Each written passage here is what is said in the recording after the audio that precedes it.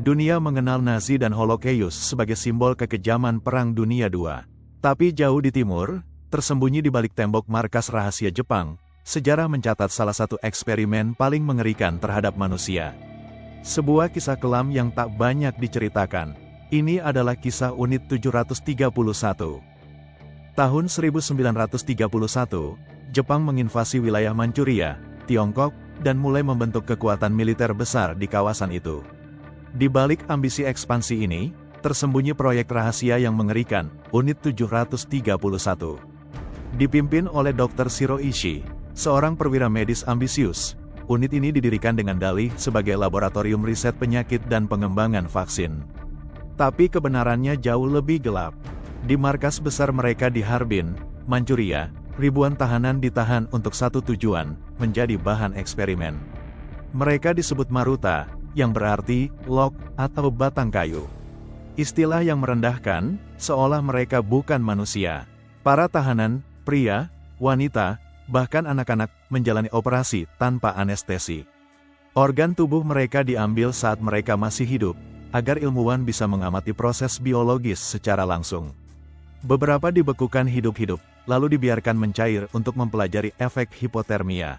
Ada yang dipaksa menelan racun, disuntik dengan bakteri seperti kolera, antraks, dan wabah pes.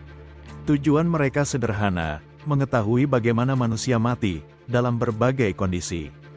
Unit 731 tak hanya berhenti di laboratorium. Mereka menguji senjata biologis secara langsung ke populasi sipil. Bom-bom berisi kutu yang membawa bakteri mematikan dijatuhkan ke desa-desa di China. Ribuan orang terinfeksi dan meninggal secara mengenaskan, tubuh membengkak, demam tinggi, pendarahan internal. Tapi bagi tim Unit 731, itu hanyalah data eksperimen. Tahun 1945, Jepang kalah perang.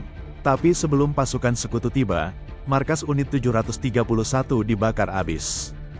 Dokumen dihancurkan, tahanan dieksekusi, semua dilakukan demi satu tujuan, menghapus jejak.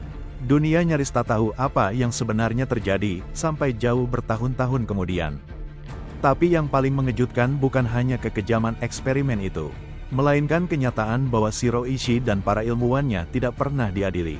Pemerintah Amerika Serikat, yang tertarik dengan hasil riset biologis tersebut, membuat kesepakatan rahasia. Sebagai imbalan atas seluruh data eksperimen, para pelaku diberi kekebalan hukum. Shiro Ishii bahkan hidup nyaman dan meninggal tahun 1959, tanpa pernah menyatakan penyesalan.